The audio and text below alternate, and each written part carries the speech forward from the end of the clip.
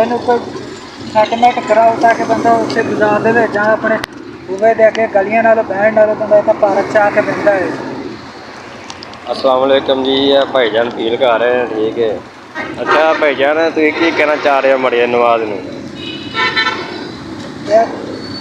ਆ ਕੇ ਹੁਣ ਇੱਥੇ ਅਸੀਂ ਆਏ ਹਾਂ, ਅਸੀਂ ਸਗੋਂ ਆਪਣੀ ਗਲੀ ਦੇ ਵਿੱਚ ਨਹੀਂ ਬੈਠੇ ਹਾਂ, ਅਸੀਂ ਇੱਥੇ ਪਾਰਕ 'ਚ ਆਏ ਹਾਂ। ਇੱਥੇ ਸਾਫ ਸਫਾਈ ਨਹੀਂ ਹੈ। ਇਹ ਪਾਰਕ है, ठीक है। ਇਹ ਮੈਂ ਰਿਹਾ ਚੈੱਕ ਕਰੋ ਭਾਈ, ਇਹ ਪਾਰਕ है, ठीक है। ਮਰਿਆ ਨਵਾਜ਼ ਕੇ ਭੀੜ ਹੈ ਕਿ ਪਾਰਕ ਭਾਈ ਤੇ ਸਾਫ ਸੁਥਰੀ ਕਰਾਓ, ਇੱਥੇ ਬਹਿਣ ਨੂੰ ਉੱਥੇ ਜਗ੍ਹਾ ਹੈ। ਹੁਣ ਵੇਖ ਅਸੀਂ ਆਏ ਇੱਥੇ ਬਹਿਣਾ ਸੀ, ਅਸੀਂ ਕੋਈ ਚੀਜ਼ ਸਫਾਈ ਨਹੀਂ ਹੈ, ਹੁਣ ਕਿੱਥੇ ਬਈਏ। ਚਲੋ ਇੱਥੇ ਪੌਦੇ ਸ਼ੌਦੇ ਯਾਰ ਗੁਜਰਾਂ ਵਾਲੇ ਆਏ ਹਾਂ ਅਸੀਂ, ਠੀਕ ਹੈ। ਭਾਈ ਯਾਰ ਫੀਲ ਕਰ ਰਹੇ ਨੂੰ ਪਾਰਕ ਵੱਲੋਂ, ਇਹ ਪਾਰਕ ਤੁਹਾਨੂੰ ਹਾਲ ਆ ਰਹੇ ਆ, ਚੈੱਕ ਕਰੋ, ਠੀਕ ਹੈ। ਇਹ ਗੁਜਰਾਂ ਵਾਲਾ ਰੋਡ ਹੈ, ਇਹ ਗੁਜਰਾਂ ਵਾਲਾ ਰੋਡ ਆਲਮ ਚੌਂਕ, ਠੀਕ ਹੈ।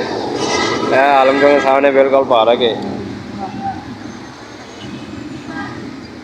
ਚਲੋ ਠੀਕ ਕੀ ਹੈ। ਪੈਗਾਮ ਦੇਣਾ ਚਾਹੁੰਦੇ ਹੋ ਭਾਈ ਤੁਸੀਂ ਮਰੀਮ ਨਵਾਜ਼ ਨੂੰ?